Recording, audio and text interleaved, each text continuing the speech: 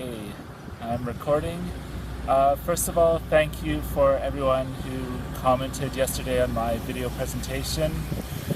It's always great to hear feedback, especially when it's live and in person. So in response, I thought I'd record my daily reading blog instead of taking it down. Hopefully this video turns out and is not too noisy. I chose, of course, one of the noisiest spots so far, the walk between Scarf Building and Ponderosa, home of the LLED department. I like the idea that we can sort of meditate on what's happening around our environment. So first, of course, we'll do that trick where you shift your perception, focus on the periphery rather than on that screen. It's really hard to do. Marshall McLuhan, great guy. Happy to talk about him as I walk down amongst all the vehicles traveling up. So yeah, of course, Marshall McLuhan, famous for the Gutenberg Galaxy, where he talks about how print changed culture and electronics are now changing culture, at least back in the 60s and 70s when he seems to be most active. The speeches actually that he gave to various students and organizations collected in this week were just incredible, first of all. I always take little notes on my iPad, and I found I kept on going back from the reading to the notes, and several things that popped to mind. Of course, can't read it now that I'm recording on my iPad, but he talks about how we have to change the environment rather than the curriculum. He's talking about how schools are operating, and I like that, and we definitely are here at UBC changing the environment. You can peek over here to see where I believe Ponderosa F or H used to stand. It's now going to become a place of mind. Look at that. So this is where that concrete and glass structure is going to be standing any day now. I was kind of looking forward to it, but knowing that it means all of our portables and temporary structures will finally, after 30, 40 years, be replaced with something that looks a little bit more like this.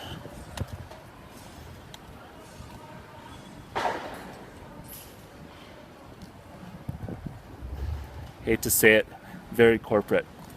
Anyhow, back to Marshall McLuhan and all of his ideas. I didn't really get the sense of environment. He does talk about, I liked his comment about the architecture didn't exist before we had writing culture.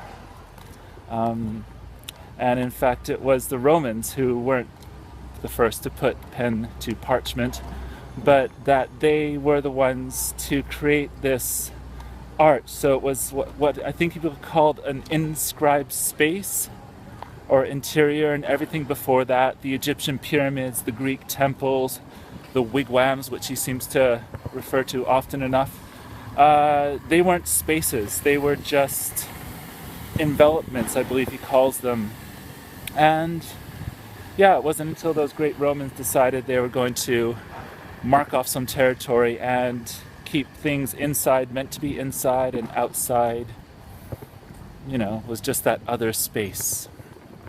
Okay, maybe we'll take a break here so I can get to the DLC, my space. Look at this old sign.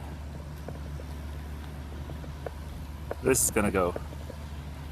But yeah, here we have it. The Ponderosa portables, as they stand right now. I was thinking about Building 20, that wonderful space in MIT. Was an old army barracks, but then became a place of innovation and change amongst computer programmers, social psychologists, I believe anyone who had their student card ready at MIT could have access to Building 20, and just allowing people use of the space created, a lot of the positive change and a lot of the programs that we, now look back and say very innovative. Was it Linux that was built in Building 20?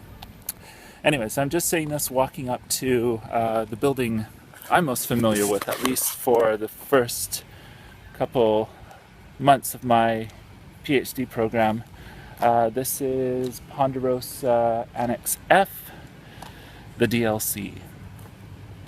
Of course, I'll have to be quiet. There's, a class going on inside, but I do need to see if I can sneak in and grab a cable or something.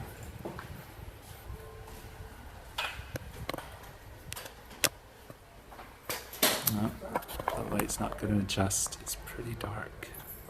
Not sure what you're able to see down this hall.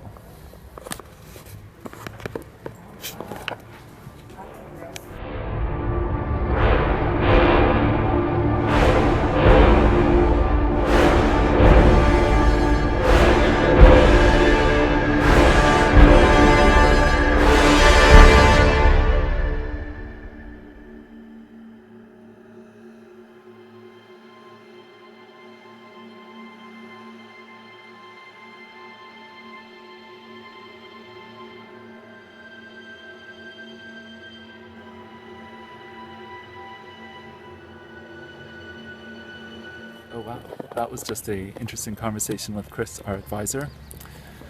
The console wars. If only Marshall McLuhan was alive to see this day. Anyways, gotta get to class.